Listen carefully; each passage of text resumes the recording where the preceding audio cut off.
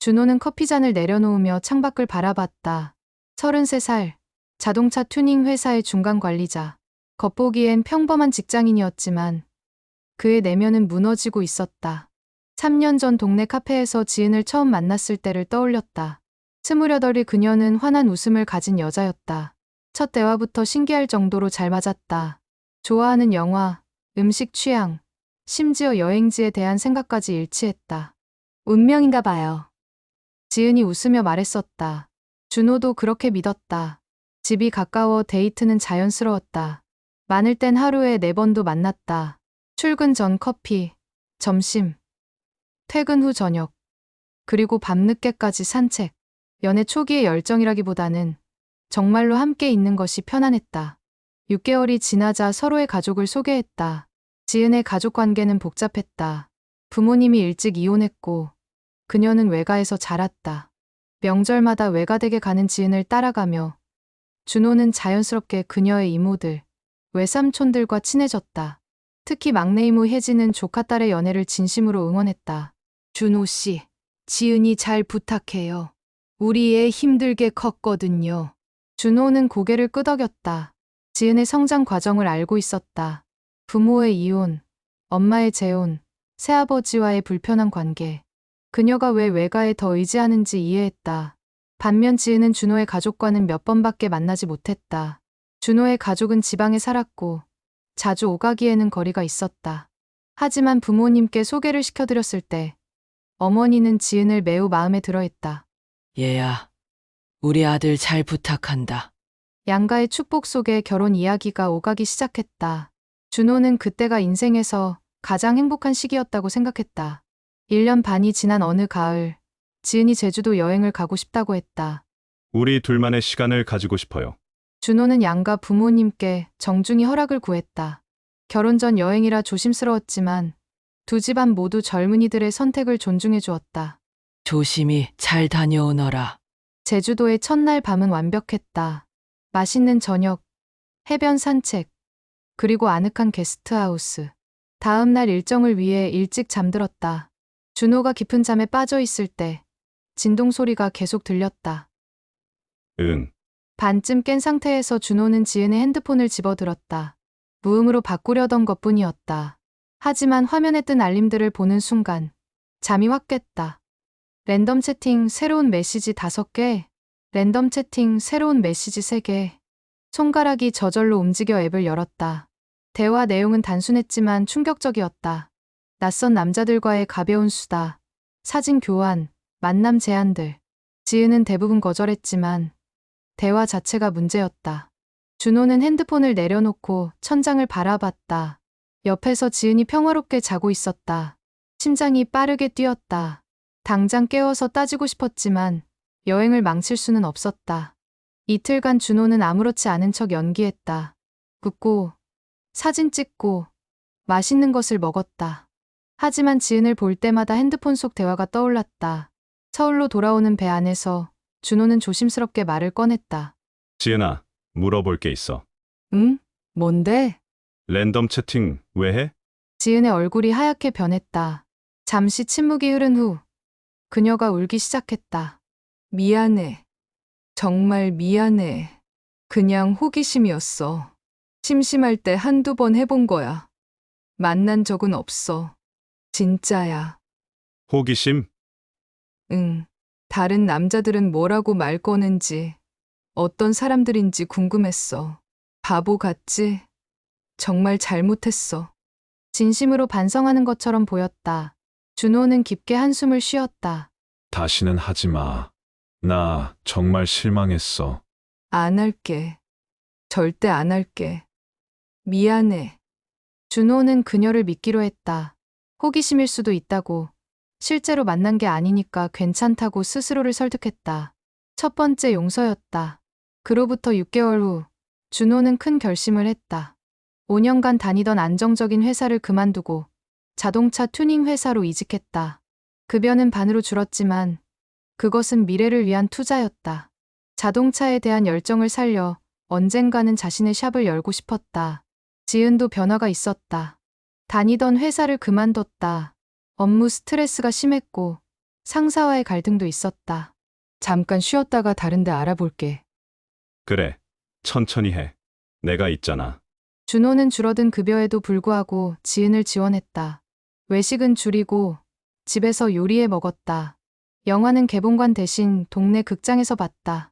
그래도 행복했다. 아니, 행복하다고 믿었다. 하지만 시간이 지나며 경제적 압박이 커졌다. 지은의 구직 활동은 지지부진했다. 면접을 보러 간다고 했지만 결과는 항상 불합격이었다. 3개월, 6개월, 1년.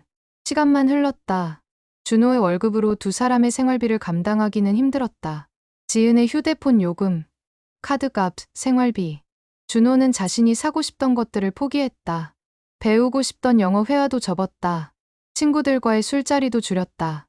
한계는 예고 없이 찾아왔다. 자동차 보험이 만기가 되었는데 갱신할 돈이 없었다. 카드값도 연체 직전이었다. 준호는 생애 처음으로 대출을 받았다. 300만 원. 그 돈은 순식간에 사라졌다. 지은의 카드값과 휴대폰 요금 100만 원, 자동차 보험료 100만 원, 그리고 남은 100만 원으로 2달 생활비. 빡빡했지만 버틸만 했다. 변화는 미묘하게 시작됐다. 지은의 연락이 뜸해졌다. 아침에 보낸 메시지에 2시간, 3시간이 지나도 답이 없었다. 답이 와도 응응, 응크 같은 짧은 답변뿐이었다. 뭐 해? 3시간 후 집에, 저녁 뭐 먹을까? 2시간 후 아무거나. 준호는 이상함을 느꼈다. 특히 퇴근 시간이 가까워지면 지은이 갑자기 연락을 해왔다. 언제 퇴근해? 6시쯤. 왜? 그리고 6시까지 답이 없었다. 마치 그 시간에 맞춰 뭔가를 정리하는 것 같았다. 설마. 랜덤 채팅이 떠올랐다. 준호는 고개를 저었다. 아니야. 그때 그렇게 반성했는데. 하지만 의심은 쉽게 사라지지 않았다. 어느 주말 드라이브 데이트 중 지은이 차 안에서 낮잠을 잤다. 준호는 잠든 그녀를 바라보다가 조심스럽게 그녀의 핸드폰을 집어들었다. 손이 떨렸다. 지문 인식. 준호는 지은이 자는 동안 자신의 지문을 등록해둔 적이 있었다. 혹시 긴급한 일 있을 때 라는 명목이었지만 사실은 화면이 켜졌다. 갤러리를 열었다. 크롤을 내리다가 준호의 손이 멈췄다. 사진들이 있었다. 설명할 수 없는, 믿고 싶지 않은 사진들. 낯선 남자와 함께 있는 지은. 모텔로 보이는 공간. 준호가 생일 선물로 사준 원피스를 입고 있는 지은. 하. 준호는 핸드폰을 떨어뜨릴 뻔했다. 심장이 터질 것 같았다. 메신저 앱들을 확인했다. 카카오톡은 깨끗했다. 하지만 네이버 라인이 보였다. 라인을 열자 대화방들이 나타났다. 오빠 10만 원이면 돼? 현금으로 줄게. 다음 주 화요일은 어때? 사진 보내줘. 준호의 시야가 흐려졌다. 지은이 돈을 받고 안 돼. 차 안에 앉아 준호는 머리를 감싸 쥐었다. 깨워야 할까? 따져야 할까? 하지만 목소리가 나오지 않았다. 자책과 용서. 그날 밤 준호는 지은을 깨우지 않았다. 집으로 돌아와서도 아무 말하지 않았다. 며칠간 준호는 혼자 고민했다. 내가 부족해서 그런 걸까? 돈을 제대로 못 벌어서. 내가 더 잘했으면 이런 일이 없었을까? 자책감이 밀려왔다. 급여가 좋은 회사를 그만두지 말았어야 했나? 꿈을 좇지 말고 현실적으로 살았어야 했나? 일주일 후 준호는 지은과 마주 앉았다. 나 알아. 뭘? 내 핸드폰 봤어. 다 알아. 지은의 얼굴이 창백해졌다. 하지만 이번엔 울지 않았다. 잠시 침묵이 흐른 후 그녀가 입을 열었다. 미안해. 그게 다야? 내가 돈이 필요했어. 오빠 힘든 거 알면서 더 달라고 할 수 없었어. 그래서 그걸 해. 미안해. 준호는 한숨을 쉬었다. 화가 나야 하는데 동시에 자신에게도 화가 났다. 내가 부족해서 그런 거지? 아니야. 오빠 잘못 아니야. 아니야. 내가 돈을 제대로 못 벌어서 그런 거야. 내가 더 잘했으면. 준호는 자신도 모르게 눈물을 흘렸다. 지은의 잘못인데 왜 자신이 우는지 몰랐다. 그날 준호는 또다시 용서했다. 아니, 용서라기보다는 포기에 가까웠다. 내가 더 잘하면 되겠지. 내가 더 벌면 되겠지. 준호는 이직을 결심했다. 급여가 좋은 회사를 알아봤다. 자동차 튜닝에 대한 꿈은 접었다. 지금 당장 필요한 건 돈이었다. 한 달간의 구직 활동 끝에 대형 자동차 부품 회사에 합격했다. 연봉은 이전의 2배였다. 준호는 안도했다. 이제 괜찮을 거야. 내가 잘 벌 테니까. 지은도 변화를 약속했다. 나도 진짜 취업할게. 열심히 알아볼게. 그즈음 지은의 막내 이모 혜진이 제안을 했다. 너희 둘 전세 알아볼래? 내가 좀 도와줄게. 준호는 감사했다. 각자의 집을 오가며 만나는 것도 한계가 있었고 결혼 전 동거를 통해 서로를 더 알아가고 싶었다. 혜진이 구해준 집은 작았지만 깔끔했다. 전세 보증금의 60%를 혜진이 지원해 주었고 나머지는 준호가 대출을 받아 충당했다. 이모님, 정말 감사합니다. 괜찮아. 근데 준호 씨, 매달 30만 원씩만 나한테 보내줄래? 나중에 너희가 결혼하면 그땐 다 돌려줄게. 준호는 흔쾌히 동의했다. 전세를 도와준 것만도 감사한데 그 정도는 당연했다. 새 집에서의 생활이 시작됐다. 준호는 매달 정해진 루틴대로 움직였다. 월급이 들어오면 대출 상환 50만 원, 혜진에게 30만 원, 적금 80만 원, 관리비 및 고정지출 40만 원, 남은 돈으로 생활비를 충당했다. 처음 몇 달은 괜찮았다. 지은도 살림을 돌보며 나름 노력하는 것처럼 보였다. 하지만 구직 활동은 여전히 흐지부지했다. 오늘 면접 어땠어? 아, 그게 못 갔어. 몸이 안 좋아서. 괜찮아? 응, 좀 쉬면 나을 거야. 이런 대화가 반복됐다. 준호는 더 이상 묻지 않았다. 지은이 일할 생각이 없다는 걸 이제 알았다. 3개월 전부터 또 이상한 징조들이 나타났다. 지은의 씀씀이가 커졌다. 배달 음식을 자주 시켜 먹었고 옷도 몇 벌 샀다. 이모님이 용돈 주셨어. 걱정 마. 준호는 의심했지만 확인하지 않았다. 확인하면 또 그 끔찍한 진실을 마주해야 할 것 같았다. 하지만 어느 날 저녁, 지은이 쓰레기를 버리러 나간 사이 준호는 참지 못하고 그녀의 핸드폰을 확인했다. 같은 앱들, 같은 대화들, 같은 사진들. 또. 이번엔 눈물도 나오지 않았다. 분노도 슬픔도 아닌 공허함만 남았다. 지은이 돌아왔을 때 준호는 소파에 앉아 그녀의 핸드폰을 들고 있었다. 오빠, 왜 또 그래? 미안해. 미안하면 다야. 몇 번을 용서해줬는데 왜 또 그래? 돈이 필요했어. 돈. 내가 벌잖아. 돈이 필요하면 말하면 되잖아. 준호의 목소리가 커졌다. 지은은 눈물을 흘렸지만 준호는 더 이상 그 눈물에 속지 않았다. 이제 끝이야. 오빠, 한 번만 더. 아니야. 이제 정말 끝이야. 하지만 말이 쉬웠다. 당장 나갈 곳이 없었다. 전세 보증금은 혜진 명의로 묶여 있었고 준호 혼자 나가려면 새로운 월세 보증금이 필요했다. 일단 돈을 모으자. 조용히 증거를 모으고 보증금을 모으고 그 다음에 정리하자. 준호는 계획을 세웠다. 3개월, 길어도 6개월이면 월세 보증금을 모을 수 있을 것 같았다. 하지만 계획대로 되지 않았다. 집에 들어가 지은의 얼굴을 보면 준호의 마음이 흔들렸다. 3년간의 추억들이 떠올랐다. 처음 만났을 때의 설렘, 함께 웃던 순간들, 서로의 가족들과 보낸 명절들. 내가 더 잘했으면 이렇게 안 됐을까? 자책감이 또 밀려왔다. 준호는 자신이 한심했다. 화를 내야 하는데, 단호해야 하는데, 자꾸 약해졌다. 저녁을 같이 먹으며 지은이 말했다. 오빠, 사랑해. 그 말이 역겨웠다. 하지만 준호는 나도라고 답했다. 습관처럼 밤에 같은 침대에 누워있으면 지은이 다가왔다. 준호는 몸을 돌렸다. 오빠, 화났어? 아니, 그럼 안아줘. 준호는 거절하지 못했다. 지은을 안으면서 그는 생각했다. 이게 맞는 걸까? 내가 왜 이러고 있는 걸까? 어느 날 새벽, 준호는 잠에서 깼다. 옆에서 지은이 자고 있었다. 평화로운 얼굴이었다. 준호는 조용히 일어나 거실로 나갔다. 노트북을 켜고 월세방을 검색했다. 보증금 500만 원짜리 원룸들을 봤다. 아직 300만 원밖에 모으지 못했다. 2개월만 더. 그때 핸드폰이 울렸다. 새벽 4시에 누구지? 지은의 핸드폰에서 불빛이 새어 나왔다. 또 진동이 울렸다. 준호는 방으로 들어가 지은의 핸드폰을 집어들었다. 내일 괜찮아. 15만 원 줄게. 메시지를 보는 순간 준호의 안에서 뭔가가 끊어지는 소리가 들렸다.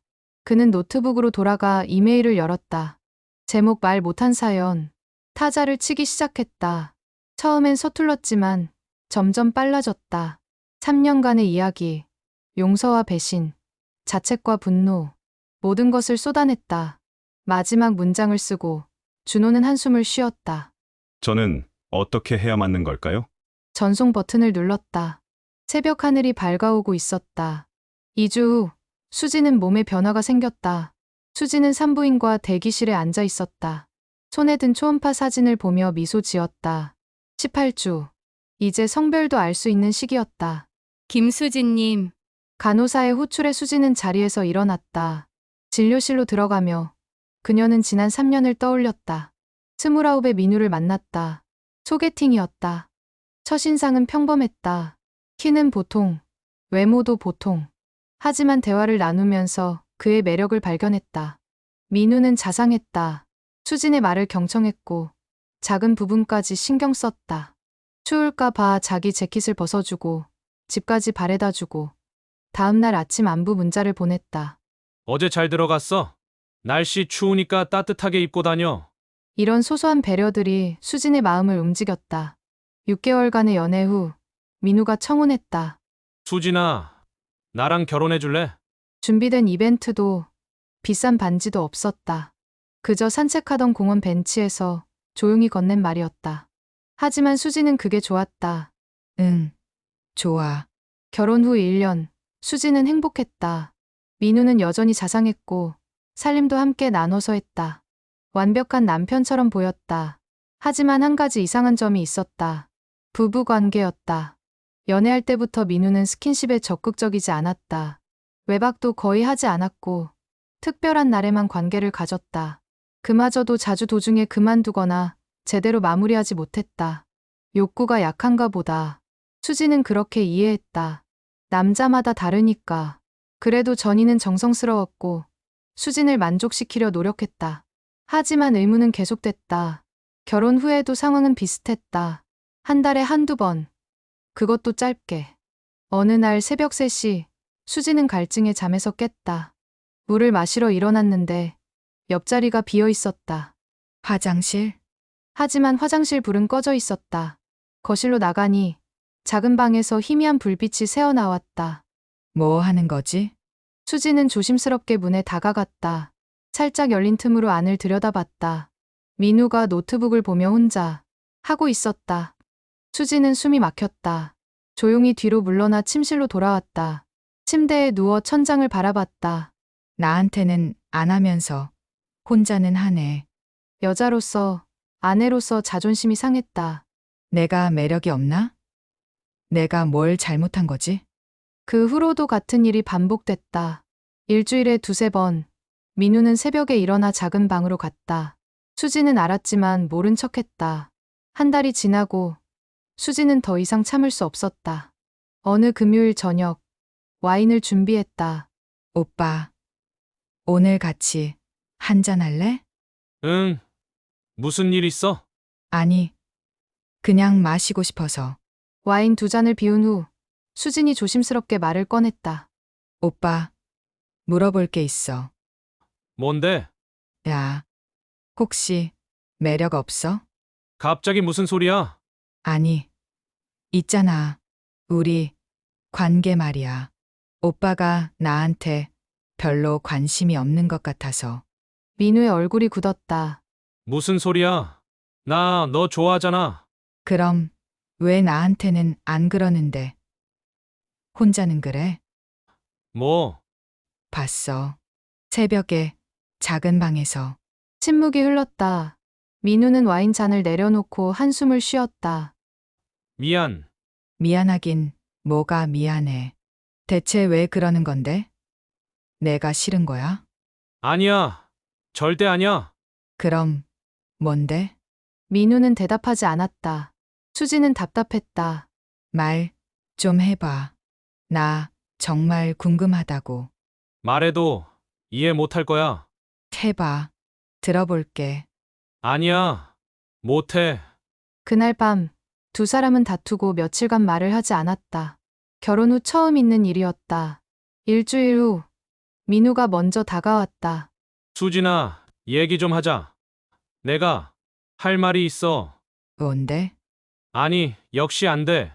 이런 식으로 몇 주가 흘렀다. 말하려다가 멈추고 다시 말하려다가 멈추고 수지는 점점 지쳤다. 오빠, 제발 말 좀 해줘. 이러지 말고. 정말 말하면 넌 날 떠날 거야. 떠나진 않아. 일단 말해봐. 민우는 깊게 숨을 들이쉬었다. 나는 특별한 취향이 있어. 취향? 응. 사실 나는 다른 남자가 너랑 하는 걸 보는 게 좋아. 수지는 잠시 이해하지 못했다. 뭐, 나는 내가 다른 남자랑 하는 걸 볼 때 흥분해. 그게 내 취향이야. 무슨 소리야? 스와핑이라고 알아? 아니면 네토라레라고도 하는데 수지는 말문이 막혔다. 민우가 계속 말했다. 내가 상상하던 게 있어. 낯선 남자가 너를 범하는 걸 내가 보는 거. 그때 느끼는 희열, 분노, 질투, 정복감. 그런 복잡한 감정들이 날 흥분시켜. 미쳤어! 미안해. 정말 미안해. 나도 이게 이상한 거 알아. 하지만 어쩔 수 없어. 이게 나야. 수지는 자리에서 일어났다. 방으로 들어가 문을 잠갔다. 민우가 밖에서 말했다. 수진아, 미안해. 결혼 전에 말하려고 했는데 못했어. 내가 떠날까봐 무서웠어. 수지는 침대에 앉아 머리를 감싸 쥐었다. 내가 뭘 들은 거지? 이게 현실이야? 며칠간 수지는 민우와 말을 섞지 않았다. 같은 집에 살면서도 남처럼 지냈다. 민우는 조심스럽게 행동했고 수진에게 공간을 줬다. 수지는 혼자 인터넷을 검색했다. 스와핑, 네토라레, 부부 취향. 생각보다 많은 정보가 있었다. 관련 커뮤니티도 있었고 비슷한 고민을 하는 사람들도 많았다. 이런 게 정말 있구나. 유튜브에서 관련 영상도 찾아봤다. 심리학자의 설명도 들었다. 특정 성적 취향은 개인의 선택이 아니라 타고나는 경우가 많습니다. 치료가 어렵고 억압하면 오히려 문제가 될 수 있습니다. 수지는 생각했다. 민우는 3년간 자신을 위해 많은 것을 해줬다. 진심으로 사랑했고 최선을 다했다. 그저 하나의 취향 때문에 모든 것을 끝낼 수 있을까? 일주일 후 수진이 먼저 대화를 시작했다. 오빠, 응? 병원 가보는 건 어때? 상담이라도 받아보자. 민우는 고개를 저었다. 안 돼. 절대 못해. 왜? 도움이 될 수도 있잖아. 아니야. 나 그런 거 못해. 민우의 격한 반응에 수지는 놀랐다. 그런 모습은 처음이었다. 알았어. 알았어. 안 가도 돼. 한 달 후 민우의 생일이 다가왔다. 어느 날 저녁 민우가 조심스럽게 말했다. 수진아, 응? 내 생일 말이야. 응. 뭐 먹고 싶어? 아니, 그게 아니라 선물 말이야. 선물? 뭐가 좋아? 민우는 한참을 망설이다가 말했다. 내가 다른 남자랑 하는 걸 보고 싶어. 수지는 숟가락을 떨어뜨렸다. 뭐, 미안해. 하지만 그게 내가 정말 원하는 거야. 평생 한 번만이라도. 미쳤어? 절대 안 돼. 알아. 무리한 부탁인 거 알아. 하지만 민우는 매일 같은 이야기를 꺼냈다. 처음엔 단호하게 거절했던 수진도 점점 지쳐갔다. 제발 한 번만. 딱 한 번만. 그 후론 절대 안 그럴게. 안 돼. 나 그런 거 못해. 나도 알아. 하지만 내가 해줘야만 나도 너랑 제대로 할 수 있을 것 같아. 그 말이 수진을 흔들었다. 그걸 해주면 우리 관계가 나아질까? 생일 2주 전 수진은 결국 허락하고 말았다. 한 번만이야. 딱 한 번. 민우의 얼굴이 환해졌다. 고마워. 정말 고마워. 민우가 남자를 찾아왔다. 관련 커뮤니티에서 구한 사람이었다. 사진을 보여주며 수진에게 고르라고 했다. 이 사람 어때? 아무나 상관없어. 아니야. 내가 편한 사람이어야지. 수지는 대충 한 명을 골랐다. 30대 중반의 평범해 보이는 남자였다. 약속한 날, 수지는 모텔방에 누워 있었다. 눈을 가렸다. 얼굴을 보고 싶지 않았다. 노크 소리가 들렸다. 민우가 문을 열었다. 안녕하세요. 네. 안녕하세요. 낯선 남자의 목소리였다. 수진의 심장이 빠르게 뛰었다. 부인, 긴장 푸세요. 민우의 목소리였다. 침대가 움푹 들어갔다. 누군가 올라왔다. 손길이 닿았다. 수지는 온몸이 경직됐다. 힘 빼세요. 3번의 시도 끝에 결국 일이 시작됐다. 옆에서 민우가 지시했다. 천천히. 거기. 좋아. 수지는 이 상황이 현실이라는 게 믿기지 않았다. 하지만 동시에 이상한 감각이 밀려왔다. 낯선 사람과의 관계에서 느껴지는 긴장감, 금기를 넘는 스릴. 그날 밤, 수지는 처음으로 강렬한 쾌감을 느꼈다. 그 후 한 달간 부부관계가 극적으로 좋아졌다. 민우는 적극적이었고 수진도 만족스러웠다. 하지만 문제가 있었다. 민우와의 관계에서는 그날 밤에 그 감각이 오지 않았다. 오빠, 응? 야. 솔직히 말할게. 뭔데? 그날 그 남자랑 좋았어. 민우의 눈이 반짝였다. 정말? 응. 너무 좋았어. 근데 오빠랑은 그 느낌이 안 나. 그럴 줄 알았어. 한 번만 더 하면 안 될까? 민우는 기쁜 듯 고개를 끄덕였다. 그럼. 당연하지. 그렇게 한 달에 한두 번 낯선 남자들과의 만남이 이어졌다. 처음엔 1대1이었지만 점점 수위가 올라갔다. 이번엔 2명이 어때? 좋아. 3명, 4명. 수지는 자신도 모르게 빠져들었다. 이제는 이런 자극 없이는 만족할 수 없었다. 민우도 만족스러워했다. 옆에서 지켜보며 사진을 찍고 영상을 찍었다. 둘만의 비밀이었다. 1년 후 수지는 몸이 이상함을 느꼈다. 피곤하고 속이 메스꺼웠다. 설마 약국에서 산임신 테스트기는 2줄이었다. 산부인과에 가니 18주 차라고 했다. 18주요. 네. 태아 크기로 봐서는 그 정도 되셨어요. 수지는 충격을 받았다. 18주나 몰랐다니. 원래 생리가 불규칙했고 체형도 통통해서 배가 잘 안 나왔다. 축하드려요. 의사의 말에 수지는 웃어야 할지 울어야 할지 몰랐다. 집에 돌아와 민우에게 말했다. 오빠, 나 임신했어. 정말? 응. 18주래. 민우의 표정이 복잡했다. 기쁨과 동시에 불안이 엿보였다. 누구 아이일까? 수진도 그 생각을 했다. 지난 몇 달간 여러 남자들과 관계를 가졌다. 정확히 누구인지 알 수 없었다. 모르겠어. 괜찮아. 누구 아이든 상관없어. 우리 아이야. 민우가 수진을 안았다. 함께 키우자. 내가 아빠가 될게. 그날부터 모든 만남을 중단했다. 임신 기간 동안 수지는 조심스럽게 생활했다. 태교를 하고 영양제를 먹고 산부인과를 정기적으로 다녔다. 출산 날이 왔다. 진통이 시작되고 12시간의 사투 끝에 아기가 태어났다. 축하합니다. 건강한 아들이에요. 간호사가 아기를 안겨줬다. 수지는 눈물을 흘렸다. 민우도 울었다. 우리 아들. 조리원에서 일주일을 보내고 집으로 돌아왔다. 수지는 여전히 피곤했지만 행복했다. 첫날 밤, 아기를 목욕시키려고 옷을 벗겼다. 작은 몸을 조심스럽게 씻기는데 겨드랑이에 뭔가 보였다. 점이었다. 2개의 점이 나란히 있었다. 이건 수진의 머릿속에 한 남자의 얼굴이 떠올랐다. 6개월 전 만났던 남자. 그도 겨드랑이에 똑같은 모양의 점이 있었다. 아, 수지는 주저앉았다. 아기를 안고 울었다. 이건 그 사람 아이야. 틀림없어. 민우가 다가왔다. 왜 그래? 무슨 일 있어? 아니야. 아무것도 아니야. 수지는 겨드랑이를 가리고 재빨리 옷을 입혔다. 그날부터 수지는 비밀을 안고 살았다. 민우는 아무것도 모르고 아기를 사랑했다. 우리 아들 아빠 닮았지? 그런 것 같아. 수지는 그 남자를 찾으려 했지만 불가능했다. 연락처도 없고 커뮤니티에서도 찾을 수 없었다. 그가 했던 말이 떠올랐다. 저 파이프 수술했어요.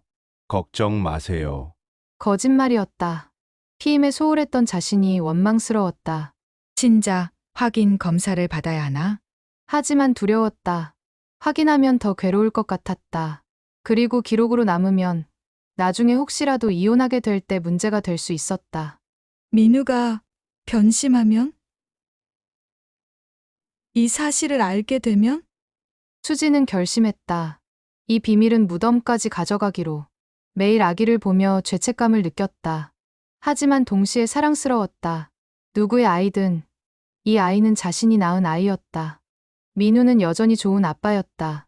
밤에 아기가 울면 일어나서 달래고 기저귀도 갈고 수유를 도왔다. 오빠, 고마워. 뭐가? 당연한 거지. 이 행복이 계속될 수 있을까? 수지는 매일 그 질문을 스스로에게 던졌다. 답은 없었다. 준호는 심리상담센터 앞 카페에 앉아 있었다. 상담 시간까지 30분이 남았다. 커피를 마시며 창밖을 보고 있는데 한 여자가 들어왔다. 수진이었다. 그녀도 같은 상담센터에 가는 길이었다. 두 사람의 눈이 마주쳤다. 서로 모르는 사이였지만 묘하게 비슷한 무언가가 느껴졌다. 지친 얼굴, 무거운 어깨. 수진이 주문을 하고 자리를 찾는데 준호가 말을 걸었다. 여기 앉으세요. 자리 없으시죠? 아, 감사합니다. 어색한 침묵이 흘렀다. 하지만 이상하게 편했다. 혹시 3층 상담센터 가시나요? 준호가 물었다. 예. 어떻게? 저도요. 아, 공통점이 생기자 대화가 조금 더 편해졌다. 오래 다니셨어요? 수진이 물었다. 이번이 세 번째예요. 시작한 지 한 달 됐어요. 저는 오늘 처음이에요. 많이 도움되나요? 글쎄요. 아직 잘 모르겠어요. 그래도 말은 하게 되더라고요. 수진이 고개를 끄덕였다. 저도 누군가한테 말하고 싶어서 왔어요. 저도요. 둘은 서로를 보며 쓴웃음을 지었다. 시간이 조금 남아 두 사람은 가볍게 이야기를 나눴다. 구체적인 내용은 말하지 않았지만 서로 힘든 상황에 있다는 건 알 수 있었다. 용서한 게 잘못된 걸까요? 준호가 조심스럽게 물었다. 수지는 잠시 생각하다가 답했다. 저도 모르겠어요. 사랑이었는지, 집착이었는지, 아니면 그냥 두려움이었는지. 두려움? 예. 혼자가 되는 게 무서웠던 것 같아요. 그래서 계속 참았던 거죠. 준호는 고개를 끄덕였다. 공감했다. 저도 비슷해요. 용서한 게 아니라 그냥 포기한 것 같아요. 싸우는 것도 결정하는 것도 힘들어서 근데 이제는요? 이제는 끝내야 할 것 같아요. 이대로는 안 될 것 같아서요. 수지는 자신의 커피잔을 바라봤다. 저는 반대예요. 계속 가야 할 것 같아요. 이미 돌이킬 수 없는 선을 넘었거든요. 그런 상황도 있네요. 예. 각자의 짐이 있는 것 같아요. 알람이 울렸다. 상담 시간이 다가왔다. 그럼 저 올라가 볼게요. 수진이 일어났다. 네. 저도 곧 가야 해요. 오늘 대화 고마웠어요. 위로가 됐어요. 저도요. 수진이 나가고 준호는 혼자 앉아 커피를 마저 마셨다. 창밖을 보며 생각했다. 모두 각자의 이유로 힘들구나. 나만 힘든 게 아니었어. 준호는 6개월 동안 조용히 준비했다. 월세 보증금을 모으고 증거를 정리하고 새로운 집을 알아봤다.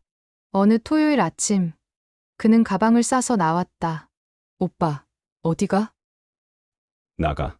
뭐? 이제 끝이야. 계약서는 테이블에 놔뒀어. 이모님께 연락해서 정리해. 오빠, 잠깐만. 준호는 돌아보지 않았다. 문을 나서며 한숨을 쉬었다. 이제 시작이다. 원룸은 작았지만 깨끗했다. 혼자 살기엔 충분했다. 짐을 풀며 준호는 처음으로 홀가분함을 느꼈다. 외로움도 있었다. 밤에 혼자 저녁을 먹을 때, 주말에 갈 곳이 없을 때.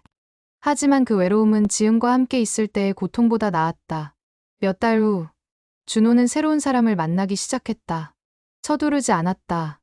천천히, 조심스럽게. 이번엔 실수하지 않으려고 노력했다. 수진과 민우는 부부 상담을 꾸준히 받았다. 상담사는 그들에게 건강한 관계 맺기를 가르쳤다. 서로에게 집중하세요. 외부의 자극이 아닌 두 사람만의 친밀감을 키워야 합니다. 쉽지 않았다. 특히 수지는 계속 그때의 자극을 떠올렸다. 하지만 참았다. 아기를 위해, 가족을 위해. 민우도 노력했다. 더 이상 그런 제안을 하지 않았고 수진에게만 집중하려 애썼다. 아기는 건강하게 자랐다. 돌이 지나고 두 돌이 다가왔다. 겨드랑이의 점은 여전히 그곳에 있었지만 수지는 더 이상 그것을 보지 않으려 했다. 이 아이는 우리 아이야. 민우와 나의 아이. 스스로에게 반복해서 말했다. 진실이 아니라는 걸 알면서도 그렇게 믿으려 노력했다. 어느 일요일 오후, 민우가 아기를 안고 웃었다. 수진아, 우리 잘하고 있는 거 맞지? 수지는 고개를 끄덕였다. 응. 잘하고 있어. 앞으로도 이렇게 살자. 그래. 수지는 미소 지었다. 진심에서 우러나온 미소는 아니었지만 그래도 미소였다. 준호는 새 직장에서 팀장으로 승진했다. 작은 원룸에서 조금 더 큰 투룸으로 이사했다. 친구들과 자주 만났고 취미 생활도 시작했다. 새로 만난 여자친구 현주와는 천천히 관계를 진행하고 있었다. 서두르지 않았다. 서로를 알아가는 데 시간을 들였다. 준호 씨, 오늘도 좋았어요. 나도. 다음 주에 또 보자. 과거의 상처는 여전히 남아 있었다. 가끔 밤에 악몽을 꿨고 신뢰하는 게 어려웠다. 하지만 점점 나아지고 있었다. 상담도 계속 받았다. 한 달에 한 번씩 상담사를 만나 이야기를 나눴다. 많이 좋아지셨네요. 감사합니다. 선생님 덕분이에요. 아니에요. 준호 씨가 노력한 결과예요. 준호는 카페에서 우연히 만났던 그 여자를 떠올렸다. 이름도 모르는 여자. 그녀는 어떻게 지내고 있을까? 잘 지내고 있길 바라. 수지는 아기와 함께 공원을 산책했다. 두 돌이 넘은 아이는 이제 뛰어다녔다. 엄마, 응. 천천히. 민우는 회사에서 프로젝트를 마치고 조금 여유가 생겼다. 주말마다 가족과 시간을 보냈다. 부부관계는 여전히 완벽하지 않았다. 수지는 가끔 다른 생각을 했고 민우도 아마 비슷했을 것이다. 하지만 더 이상 그 이야기를 꺼내지 않았다. 상담을 통해 그들은 새로운 방법을 배웠다. 대화하는 법, 서로를 존중하는 법, 경계를 지키는 법. 수진아, 사랑해. 걔도 진심이었을까? 수지는 확신할 수 없었다. 하지만 이 정도면 충분했다. 완벽한 사랑은 없으니까. 모두 각자의 비밀을 안고 살아가니까. 아기가 웃으며 수진에게 달려왔다. 엄마, 놀아줘. 수지는 아이를 안아 올렸다. 작고 따뜻한 몸. 누구를 닮았든 이 아이는 자신의 아이였다. 그걸로 충분해. 6개월 후, 준호는 다시 그 카페에 있었다. 상담은 이제 종결 단계에 접어들었지만 가끔 이곳에 들러 커피를 마셨다. 문이 열리고 수진이 들어왔다. 두 사람은 서로를 알아봤다. 안녕하세요. 준호가 먼저 인사했다. 아, 안녕하세요. 기억하세요? 네. 물론이죠. 여기 앉으시겠어요? 수진이 커피를 주문하고 앉았다. 1년 만의 재회였다. 그동안 어떻게 지내셨어요? 수진이 물었다. 많이 좋아졌어요. 혼자 살고 있어요. 결정하셨군요. 네. 힘들었지만 잘한 것 같아요. 수지는 고개를 끄덕였다. 저는 반대로 선택했어요. 계속 가기로 했죠. 어떠세요? 완벽하진 않아요. 하지만 견딜만 해요. 아이도 있고 가족이니까요. 그것도 용기예요. 그렇게 봐주시니 고맙네요. 두 사람은 잠시 침묵했다. 서로의 선택은 달랐지만 둘 다 옳았다. 정답은 없었다. 행복하세요? 수진이 물었다. 준호는 잠시 생각했다. 행복하냐고 물으면 글쎄요. 근데 평온해요. 그게 더 중요한 것 같아요. 평온. 네. 더 이상 가슴 아프지 않아요. 그걸로 충분해요. 수지는 미소 지었다. 저도 비슷해요. 행복과는 다른 뭔가예요. 평화, 안정, 그런 거요. 그럼 됐죠. 우리 둘 다 잘하고 있는 거예요. 커피를 마치고 두 사람은 자리에서 일어났다. 다음에 또 볼 수 있을까요? 수진이 물었다. 아마도요. 가끔 이 카페에 와요. 저도요. 그럼 또 만나겠네요. 네. 건강하세요. 당신도요. 수진이 먼저 나갔다. 준호는 잠시 자리에 앉아 창밖을 봤다. 오후의 햇살이 따뜻했다. 거리의 사람들은 각자의 삶을 살고 있었다. 모두가 저마다의 이야기를 가지고 저마다의 방식으로 살아가고 있었다. 준호는 지갑에서 사진 한 장을 꺼냈다. 지은과 함께 찍은 사진이었다. 행복했던 시절의 모습. 그는 사진을 오래 바라보다가 조용히 지갑 깊숙이 넣었다. 이제는 추억일 뿐이야. 그는 일어나 밖으로 나갔다. 새로운 하루가 기다리고 있었다. 준호는 현주와 결혼했다. 작은 결혼식이었지만 따뜻했다. 가족과 친구들의 축복 속에서 새로운 출발을 했다. 행복하게 살아야 해. 어머니가 말씀하셨다. 네. 엄마. 이번엔 잘할게요. 신혼여행에서 돌아온 후 준호는 현주에게 과거 이야기를 했다. 숨기고 싶지 않았다. 나한테 이런 과거가 있어. 현주는 조용히 들었다. 힘드셨겠어요. 응. 근데 이제는 괜찮아. 너를 만나서. 걱정 마세요. 저는 안 그럴게요. 나도 알아. 널 믿어. 그들의 신뢰는 서서히 쌓여갔다. 과거의 상처는 흉터로 남았지만 더 이상 아프지 않았다. 1년 후, 현주가 임신했다. 준호는 아버지가 될 준비를 했다. 두려웠지만 기대됐다. 좋은 아빠가 될 거야. 현주가 말했다. 최선을 다할게. 아기가 태어난 날, 준호는 눈물을 흘렸다. 작고 따뜻한 생명. 자신의 아이. 이 아이만큼은 행복하게 키우자. 수진의 아이는 5살이 되었다. 어린이집에 다니고 친구들과 놀았다. 밝고 건강한 아이였다. 어느 날 어린이집에서 전화가 왔다. 어머님, 혹시 아이 혈액형 아세요? A형이요. 왜요? 아이가 다쳐서 병원에 갔는데 검사 결과 B형으로 나왔어요. 수진의 심장이 멈췄다. 뭐라고요? 집으로 돌아와 수진은 자신과 민우의 혈액형을 확인했다. 둘 다 A형이었다. A형과 A형 사이에서는 B형 아이가 나올 수 없었다. 드디어 들킨 건가?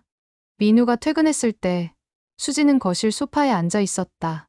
왜 그래? 무슨 일 있어? 오빠, 말할 게 있어. 뭔데? 수진은 숨을 깊이 들이쉬었다. 우리 아이, 혈액형이 B형이래. 민우의 표정이 굳었다. 뭐, 우리 둘 다 A형인데 B형이 나올 수 없잖아. 침묵이 흘렀다. 길고 무거운 침묵. 그러니까 내 아이가 아니라는 거야. 민우가 조용히 물었다. 미안해. 언제부터 알았어? 처음부터 점을 보고 알았어. 점. 겨드랑이에 점이 있잖아. 그 남자도 똑같은 점이 있었어. 민우는 머리를 감싸 쥐었다. 왜 말 안 했어? 무서웠어. 오빠가 떠날까봐. 나도 책임이 있어. 내가 시작했으니까 오빠, 민우는 창밖을 바라봤다. 시간 좀 줘. 생각 좀 해볼게. 일주일간 민우는 집을 나가 있었다. 부모님 집에서 지내며 생각을 정리했다. 수지는 매일 울었다. 아이는 엄마가 왜 우는지 몰라 걱정했다. 엄마, 왜 울어? 아니야. 엄마, 괜찮아. 일주일 후 민우가 돌아왔다. 결정했어. 응? 계속 살자. 3명이서. 수지는 믿을 수 없었다. 정말? 응. 그 아이는 5년간 내가 키웠어. 내 아들이야. 혈액형이 뭐든 누구 아이든 내가 키운 아이는 내 아이야. 오빠, 대신 조건이 있어. 뭔데? 다시는 그런 일 없어야 해. 우리 둘만의 관계를 만들어가자. 제대로. 그럴게. 약속할게. 민우가 수진을 안았다. 두 사람은 한참을 그렇게 있었다. 힘들 거야. 평생 이 비밀을 안고 살아야 하니까. 알아. 근데 같이 견딜게. 고마워. 그들은 다시 시작하기로 했다. 쉽지 않을 것이다. 의심도 있을 것이고, 갈등도 있을 것이다. 하지만 함께 해보기로 했다. 10년 후, 준호는 두 아이의 아버지가 되었다. 딸과 아들, 행복한 가정을 꾸렸다. 가끔 과거를 떠올렸다. 지은과의 시간, 고통스러웠던 순간들. 하지만 이제는 담담하게 받아들일 수 있었다. 아빠, 뭐 생각해? 딸이 물었다. 아무것도. 그냥 너희가 예뻐서. 또 그런 소리. 준호는 웃었다. 진심이었다. 어느 날, 길을 가다가 지은을 마주쳤다. 10년 만이었다. 준호? 지은아, 오랜만이다. 둘은 어색하게 서 있었다. 잘 지내? 지은이 물었다. 응. 너는? 나도. 그럭저럭. 잘 됐네. 건강해. 너도. 그들은 각자의 길로 갔다. 더 이상 할 말이 없었다. 과거는 과거일 뿐이었다. 수진과 민우는 여전히 함께였다. 아이는 중학생이 되었다. 혈액형의 비밀은 여전히 비밀이었다. 가끔 힘들 때가 있었다. 아이가 나 아빠 안 닮았지? 라고 말할 때 수진은 가슴이 철렁했다. 하지만 민우는 항상 말했다. 닮았어. 많이 닮았어. 그 말이 진심인지 거짓인지 수진은 몰랐다. 하지만 중요하지 않았다. 부부 상담은 10년째 계속하고 있었다. 이제는 습관이 되었다. 한 달에 한 번, 두 사람은 상담실에서 대화를 나눴다. 많이 좋아지셨어요. 상담사가 말했다. 감사합니다. 앞으로도 계속 이렇게 하세요. 대화하고, 이해하고, 용서하고. 집으로 돌아오는 길, 민우가 수진의 손을 잡았다. 수진아, 응? 후회 안 해. 너랑 계속 살기로 한 거. 나도. 거짓말이었을까? 진심이었을까? 그들도 몰랐다. 하지만 그것도 괜찮았다. 인생에는 명확한 답이 없었다. 옳고 그름도, 행복과 불행도 명확하지 않았다. 그저 선택하고, 책임지고, 살아가는 것뿐이었다. 카페에서의 마지막 만남. 20년 후, 준호는 50대가 되었다. 머리에 흰머리가 섞였고, 주름이 생겼다. 하지만 눈빛은 평온했다. 그 카페는 여전히 그 자리에 있었다. 리모델링을 몇 번 했지만 분위기는 비슷했다. 준호는 창가 자리에 앉아 커피를 마셨다. 딸은 대학을 졸업하고 취직했고, 아들은 군대에 있었다. 현주는 집에서 독서 모임을 준비하고 있었다. 문이 열리고 한 여자가 들어왔다. 수진이었다. 그녀도 나이가 들었다. 하지만 얼굴에는 평화가 어려 있었다. 정말 오랜만이네요. 수진이 말했다. 그러게요. 몇 년 만이죠? 한 15년. 아, 세월 정말 빠르네요. 수진이 앉자 두 사람은 지난 시간을 이야기했다. 자녀분들은 어떻게 되셨어요? 수진이 물었다. 딸은 회사 다니고 아들은 군대 있어요. 부인은요? 아들이 고3이에요. 내년에 대학 가요. 벌써요? 시간 정말 빠르네요. 그러게요. 잠시 침묵이 흘렀다. 행복하세요? 준호가 물었다. 수진은 미소 지었다. 행복. 그게 뭔지 모르겠어요. 근데 괜찮아요. 살만해요. 그럼 된 거죠. 당신은요? 저도 비슷해요. 완벽하진 않지만 후회는 없어요. 다행이네요. 수진이 가방에서 뭔가를 꺼냈다. 오래된 사진이었다. 이거 보세요. 사진 속에는 어린아이가 웃고 있었다. 제 아들이에요. 5살 때. 귀엽네요. 20년 전에는 이 아이 때문에 많이 힘들었어요. 근데 지금은 이 아이가 있어서 다행이에요. 좋은 아들인가 봐요. 예. 착해요. 남편도 정말 잘 키웠어요. 준호도 사진을 꺼냈다. 제 딸이에요. 결혼식 사진. 예쁘네요. 감사합니다. 두 사람은 서로의 사진을 보며 웃었다. 20년 전, 이 카페에서 처음 만났을 때의 그들은 상처투성이었다. 하지만 지금은 달랐다. 우리 잘 살았네요. 수진이 말했다. 그런 것 같아요. 그때 선택이 옳았던 건지 아직도 모르겠지만 옳고 그름은 없는 것 같아요. 그냥 우리의 선택이었을 뿐이죠. 맞아요. 커피를 다 마시고 두 사람은 자리에서 일어났다. 이제 가봐야겠어요. 손주 봐야 해서요. 수진이 말했다. 손주요? 벌써요? 네. 딸이 결혼해서 작년에 낳았어요. 축하드려요. 감사합니다. 카페 문 앞에서 두 사람은 마지막으로 악수했다. 건강하세요. 당신도요. 다음에 또 볼 수 있을까요? 글쎄요. 그럴 수도 있고, 아닐 수도 있겠죠. 그럼 안녕히 가세요. 수진이 먼저 나갔다. 준호는 잠시 서서 그녀의 뒷모습을 바라봤다. 각자의 길을 잘 걸어왔네. 그는 미소 지으며 반대 방향으로 걸어갔다.